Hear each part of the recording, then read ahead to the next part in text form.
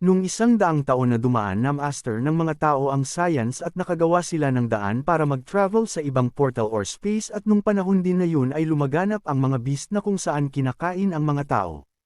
Ang mga panlaban na weapon ng mga tao noon ay hindi na kinaya ang lakas ng mga demonyong beast na ito habang di na nila may sarado yung portal na ginawa nila, napasa ilalim na sila sa mga beast demon. At doon nagsimula na kumain ang mga tao ng karne ng mga demon beast at nagsimula ang pagbabago sa kanilang katawan kasabay ang paglakas ng kanilang mga lakas dumaan ang ilang dekada at natutunan na ng mga tao na i-fuse sa kanilang sarili ang beast soul kung saan makakapagpalakas sa kanila at may iba din na magkakaroon ng chance na magiging Panginoon at tatawaging Gods of Sanctuary. Dito natin makikilala ang ating bida na si Hansen na nag-evolve na tumakas sa mga tao habang sinisigawan naman siya na papatigilan. Na pag-iisip ng ating bida kaya hinahabol siya ng mga ito dahil ninakawan niya ito ng beast soul habang napamura na lang sa isipan dahil malapit na siyang maabutan. Samantalang mapupunta na naman tayo sa ibang scene kung saan dito ay dumaan na ang isang buwan sa Steel Armory Sanctuary, isa sa mga gods sa Sanctuary. Ang ating bida ay chill lang habang iniisip niya ang kanyang ika-daizyucho na kaarawan, na itanong niya sa kanyang sarili kung ito ba ay ang tinatawag na God's Sanctuary. Habang naglalakad mag-isa sa gitna ng mga kabahayan iniisip niya na hindi siya pumarito sa lugar na ito dahil nagustuhan niya dahil ang lugar na ito na tulad niya na baguhan lamang ay nagdadala ng panganib sa kanyang buhay at magiging cannon fodder lang. Pumarito lang siya dahil wala na ang kanyang ama at ang kanyang ina naman ay mahina samantalang ang kanyang kapatid naman ay nag-aaral pa kaya napilitan siya magiging breadwinner sa kanilang pamilya. Habang naglalakad iniisip niya na sa katulad niyang walang talento ang pagpasok sa God's Sanctuary ang pinakamabisang paraan para magkapera at makatulong sa kanyang pamilya. Habang naglalakad nakasalubong ng ating bida ang isang tao at napansin niya na nakasuot ito ng magandang armor type beast soul at pinangarap niyang magkaroon din sana siya ng ganong armor. Sa kalagitnaan ng kanyang pag-iisip napansin ng ating bida ang kanyang kaliwang mata at nagtataka na parang mag-strike ito ng goal.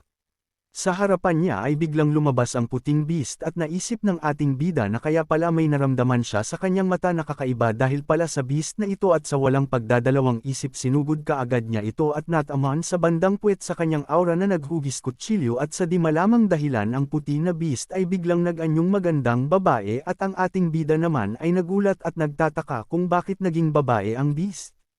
Habang nangyari ito, may mga tao naman sa paligid na nasaksihan ng pangyayari. Ang iba ay nagsasabi na sino daw itong baliw na ng ahas na saksakin si Qin Zuan, habang ang iba ay di ba daw alam ng ating bida ang beast soul transformation. Si Qin Zuan naman ay nabigla at namula habang tinanong ang ating bida kung siya ba daw ang, hindi pa matapos magsalita si Qin Zuan damating naman ang ibang tao at sinasabing maniac ang ating bida sa rason na sa daming pwedeng saksakin bakit sa bandang puwet pa. Habang si Qin Zuan naman ay galit na galit nang nagtanong kung saan daw kumukuha ng lakas ng loob ang ating bida para saksakin siya, habang ang ibang mga lalaki naman ay napaligiran na ang ating bida at sinasabi na nagkakasakit na raw ang bida sa pagkabuhay, ang iba naman ay sinasabing wala ba daw mata ang ating bida at mangsaksak lang kung sino at pagbabayaran daw ang ating bida sa pagsaksak sa kanyang goddess at ipapakita niya ang consequence sa pagsaksak. Habang sinasabi ni Qin Zuan na kung sino ang tutulong sa ating bida ay magiging kalaban niya. Ang mga lalaki naman ay parang demonyo na nakatingin sa ating bida habang sinasabi na papatayin na ang ating bida. Ang ating bida naman ay naiyak na tinatanong sa kanyang sarili kung ano raw ang kanyang nagawa na sana kakarating lang niya sa mundong ito. Punta naman tayo sa ibang scene kung saan sa liblib na lugar sa tabi ng isang mabatong sapa sa isang lambak. May isang lalaki na may hawak na bagay at ibinaon ito sa isang maitim na salagubang na may kinang na metal na tila isang krus sa pagitan ng isang alimango at isang Hercules beetle, hawak ang isang punyal sa kabilang kamay. Mabilis na pinutol ng binata ang nagpupumiglas pa ring mga kuko sa salagubang, na nagpapakita ng puti at malambot na karne, halos walang pag-aalinlangan, sinipsip ng binata ang karne mula sa mga kuko na parang kumakain ng alimango, at nilamon ito kasama ng mas malalaking piraso ng mas matigas na karne. Namatay ang Black Beetle na walang natamo na beast soul, kinain niya ang laman ng Black Beetle para makakuha ng 0 hanggang 10 Geno points ng random, pagkatapos niyang kainin ng Black Beetle nakakuha siya ng 0 Geno points, sa matahimik may biglang isang kakaibang boses ang narinig sa isipan ni Han Senador. Ito pala ay ang ating bida sa kwento habang lumitaw din ang ilang data sa kanya. Sa data ng ating bida nakita ang hindi pa nakapag-evolve na may katayuan na wala na haba ng buhay na 200 taon at kinakailangan para sa ebolusyon ay 100 geno point, habang ang nakuha na geno points ng ating bida ay nasa 79, habang ang ating bida ay malungkot. Naisip niya na ang pag-evolve na patungo sa malakas ay malapit sa wala o hindi makapag-evolve sa kadahilan ng marami na siyang kinain na mga black beetle pero wala man lang ni isang kakayahan niya ang tumaas o nag-evolve man lamang. Dagdag pa niya sa kanyang isipan na nasa God's Sanctuary siya ng mahigit 1 buwan na pero wala man lang nagbago sa kanyang physical na katawan at kakayahan, inisip din niya na sana hindi niya sinaksak yung babae na akala niyang beast. Sa katahimikan naman ng kanyang pag-iisip biglang kuminang ang kanyang isang mata at may nakita siya sa malayo na golden light ray. Ito ay tulad ng cricket pero may kulay na gold, nakilala niya ito na black armored beetle at dali-dali siyang naghanda sa kanyang sarili. Nakita niya ang black beetle na ito na patungo sa kanya at napatanong siya sa kanyang sarili kung patungo ba ito sa kanyang Derek Sion. Dali-dali din niya itong nilapitan at sinaksak sa likod para hindi na makatakas pa. Pagkatapos niya itong saksakin nakita niya sa kanyang window notification na nakahunt siya ng God's Blood Beast Soul at ang pagkonsumi nito ay nagbibigay sa kanya 0 to 10 God's Blood Gene Points. Nagulat ang ating bida sa kanyang nalaman na God level pala itong beetle na ito, na isang imposible para sa kanya. Sa mga di nakakaalam sa kanilang mundo ay may 4 na group rank ito ang normal, primitive, mutant at ang pinakataas ay ang God's Blood, at ito rin ang pinakamahirap makuha. Nakangiti naman ang ating bida habang iniisip na hindi niya inaasahan na magkakaroon siya ng ganitong swerte at naisip pa niya na ang mga may kakayahan lang ang magkaroon ng ganito sa Steel Armor Sanctuary, at ngayon meron na siya. Tiningnan niya ang detalye kung ano ang kanyang makukuha at nakita niya na nakakuha siya ng armored type. Hindi niya inaasahan na ang kanyang pangarap ay maibigay sa kanya ng ganyan kadali habang nakangiti sa saya. At sinimulan na niyang i-fuse ito para sa kanyang sarili hanggang nabalot na siya ng golden armor at na-feel niya ang powerful na kakayahan ng bago niyang fuse na power mula sa God's Blood level. Hindi rin niya maiwasan na mamangha at ma-compare sa ibang level na palagi niyang nakikita sa iba sa Steel Armor Sanctuary, naisip niya na lagi siyang humahanga sa mga nakakuha ng primitive na rank pero ngayon hindi niya in-expect na makakakuha siya ng mas mataas pa sa lahat. Habang nakatayo ang ating bida na nakaharap sa malaking mga bato, tinry niya dito ang bago niyang lakas at walang kahirap-hirap nitong nabasag sa isang suntok. Habang nakangiti ang ating bida naisip niya na hindi niya maisip na darating ang araw na magkaroon siya ng ganitong lakas at sinasabi niya sa kanyang sarili na finally makakagawa na siya ng pangalan para sa kanyang sarili. Ngayon nakauwi na ang ating bida sa tinutuluyan niyang bahay at niluluto na niya ang parte ng katawan ng beetle na nakuha niya, at nasa isipan ng ating bida, na kahit mahirap ang kanyang trabaho, hindi niya pwedeng sayangin ang sabaw ng kanyang niluluto dahil nung nakain niya ang ibang parte ng beetle na kanyang niluluto ay nakakuha siya ng 7 puntos ng God's Gene at malamang makakakuha pa siya ng dagdag puntos pag natapos na niyang kainin lahat ng parte ng beetle na nakuha niya. Tiningnan din niya ang kanyang data at nakita niya ang 79 na common gene at mayroong 7 points naman sa God level gene. Sa gitna ng pag-iisip niya, naalala niya bigla na meron pala siyang nakuha sa katawan ng beetle na parang marmol at may blue itong color na kumikinang. Tiningnan niya ito at naisip niya may kakaiba daw dito at napansin din niya na parang hindi daw ito galing sa insekto kung saan niya nakuha. Hindi naman namalaya ng ating bida na ang kanyang ikinulong na beast ay may pagnanasa na ito sa hinahawakan niyang bagay at sa hindi niya malaman bigla inabot ng beast gamit ang dila nito at kinuha ang bagay na hinawakan ng ating bida. Habang ang ating bida naman ay nabigla at kung ano daw ba ang nangyari. Ang beast naman ay sarap na nilamon ng parang marmol, nakita ito ng ating bida at malakas niyang sinabi na bilis at idora daw ng beast ang bagay na kanyang kinain. Ang beast naman ay nagkukunwering hindi gumagalaw, nagtataka naman ang ating bida kung bakit daw hindi gumagalaw ang beast, kung patay na ba daw ito. Bigla namang nagbago ang aura ng beast. Ang ating bida ay nagulat sa kanyang nakita habang ang beast ay biglang umatake sa ating bida. Buti na lang at mabilis ang ating bida at nailabas niya ang kanyang dagger at nataman niya ang beast na biglang nagwala. Dahil sa tama ng dagger sa ating bida sa beast, nawalan ito ng buhay sa harapan ni Hansen, habang ang ating bida naman ay hindi pa rin makatayo mula sa pagkakabagsak sa pag-atake ng kinulong niyang beast at dahil na rin sa gulat. Bigla namang lumabas sa kanyang harapan ang window notification niya na nagsisibing successful siyang nakahunt ng isang jade primitive na quillin at ang pagkonsumo nito ay makakakuha siya ng 0 to 10 puntos ng primitive na gene.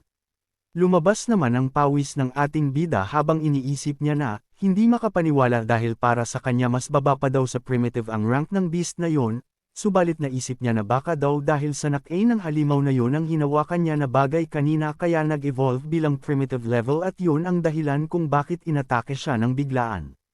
Dali-dali namang binutasan ng ating bida ang katawan ng halimaw para kunin ng ating bida ang jade na blue para sa kanya.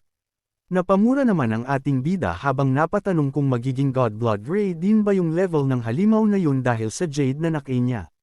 Habang naisip niya ito, nasanggi sa kanyang isip na kung totoo ang kanyang naisip baka pwede rin niya itong magamit para maghanap ng iba na namang halimaw para mapa-evolve niya sa level ng God's Blood. Sa pamamagitan nito makakakuha siya ng mga puntos na at makakakuha siya ng madali habang sinasabi niya itong nakangiti na kinikis ang jade. Lipat naman tayo sa ibang scene kung saan ito ang bahay ng ating bida sa Star of Lucia Hansen's house. Sinasabing tapos na raw sila magbayad ng kanilang nautang pero gusto pa ng nautangin nila na pati ang bahay nila ay mumonopolyo ng mga hanggal. Sinasabi naman sa isang lalaki na tama raw, ang bahay raw na yun ay ipinasa sa kanilang magulang, kaya bilang isa din sa kanilang anak may karapatan din daw siya, na habang katabi niya ang tatlo pa niyang kasama habang kaharap nila ang isang mag-inang babae. Sinabi ng matabang nakaputi na nakatira na sila ng lagpas 20 taon sa bahay na yun at nagkaroon ng magandang buhay at oras na naman raw nila na ba-agian sila ng inheritance ng kanilang magulang. Ito pala ang ikalawang uncle ng ating bida habang ang kasama naman nitong babae ay auntie din ng ating bida. Sinuportahan naman ng asawa ng auntie ng ating bida ang sinasabi ng ikalawang uncle ng ating bida. Sinasabi ng auntie ni Hansen na nagkakahalaga ng 3 milyon ang bahay na yun at pwede silang bigyan ng 1 milyon kung gusto nilang panatilihin ang bahay or pwede rin itong ibenta. Sinuportahan naman ng hanggal na asawa ang kanyang sinasabi. Ang babae pala nakausap nila ang ayang ina ni Hansen na si Luo Sulan at sinasabi na saan raw sila kukuha ng milyon na alam naman raw nila kung ano ang sitwasyon nila at kung ibebenta rin ang bahay, saan daw sila titira ng mga anak niya, habang hawak niya ang kanyang anak na babae na bunsong kapatid ng ating bida. Ipinagpilitan naman ng kanyang kapatid na mataba dahil hindi lang daw sila ang may ganyan na sitwasyon. Nabanggit pa ng kanyang kapatid na mataba na si Hansen at Hanyan ay parehong makakatanggap ng integrated na charity. At ang kanya daw na anak ay nag-aaral sa isang private na paaralan na may malakihan din na annual fees na halos ang kanyang buhok ay nagiging gray na. Sinundan pa niya ng kahit anong mangyari dapat sa isang buwan mabibigyan daw sila ng pera o ibenta ang bahay para magkapera dahil kung hindi, sa korte na sila magkikita. Sabay sabing let's go sa tatlo pa niyang kasamahan. Sa hindi tumagal dumating ang ating bida habang wala na ang kanyang uncle at auntie. Nakausap niya ang kanyang ina na may problemadong mukha at sinabi sa kanya lahat ng sinabi ng kanyang auntie at uncle kung saan nang hihingi ito ng pera sa kanila bilang kabayaran sa shares nila sa bahay or ebebenta ito para magkapera sila. Ang ating bida naman naiinis na sinabing walang mga hiya ang kanyang uncle at auntie na lumalapit lang sa kanila para manghingi ng pera. Dagdag pa sa ating bida na noon daw ay kanyang ang ama ang tumulong sa kanyang uncle at auntie noong nagkautang ito ng daan-daang halaga. Sabi pa niya na kung hindi daw dahil sa kanyang ama na tumatayo noon dahil sa Galaxy Company na gustong pumalit sa kanilang family company at nagresulta sa misteryosong pagkamatay ng kanyang ama noon. Sinabi naman ng ina sa ating bida na kasalanan daw niya ito kasi hindi man lang daw niya maprotektahan ang kanilang bahay. Sinabihan naman ng ating bida ang kanyang ina na wag na mag-alala dahil siya na raw ang bahala. Sinabihan niya na rin daw ang isa pang uncle niya na isang lawyer na nagngangalang Zhang patungkol sa problema nila. At mayroon na daw paraan para meresolba ang problema na ito. Naluha naman ang ina ng ating bida habang tinatanong ang ating bida kung totoo ba, at kung totoo man ay maganda na rin. Sa isipan naman ng ating bida habang patalikod na, itong mga assholes na ito na nagtatangka na ebuli ang kanyang ina ay hindi raw niya hahayaan na mangyari. Lumipas ang oras sa Star of Lucia sa Galaxy Station Steel Armor Sanctuary Transport Hub, andin ang mga kilalang mga tao tulad ng CEO ng Atlas Enterprise, Zhou Yalong na nakamplete na ang Third Evolution, at nakapasok na rin sa Fourth God Sanctuary at naabot na ang demigod na status. Habang ang Young Master naman ay nakaabot na ng ikalawang God Sanctuary at naabot na rin ang 100 mutant gene points, at may nagsasabi rin na si Hai Mingwei ay nakahunt ng isang demigod's creature ang the Star of the Ocean. Habang ang ating bida ay naglalakad lang. Sa isip-isip ng ating bida sa estimate, ang isang tao ay mag-evolve ng 4 na beses at papasok ng ikalimang God Sanctuary sa ika-10 taon. Dagdag pa sa isipan ng ating bida na sa Evolvers, Transcendent at Demigods. Sa pamamagitan ng kanyang Jade maaabot rin niya ang level na yan. Sa isip ng ating bida na kahit meron na siyang Gods level na dugo ang pagkuha ng points nito sa maikling panahon ay napakahirap din, gayunpaman daw ay may pag-asa pere naman na makakuha siya ng 100 points sa primitive at mutant na gene points. Habang ang ating bida ay nakasakay ng train, sinasabi niya na mag-Tatango siya sa Windfall Valley at gagamitin niya yun para magkapera. Sa ngayon ang priority ng ating bida ay magkapera para mabayaran niya ng 2 milyon ang mga hanggal niyang uncle at auntie. Dito natapos ang ikalawang chapter ng ating kwento na pinamagatang Super Gene. Abangan nyo din ang ikatlong chapter dahil masasaksihan nyo ang bakbakan ng ating bida. Salamat sa panunood mga idol.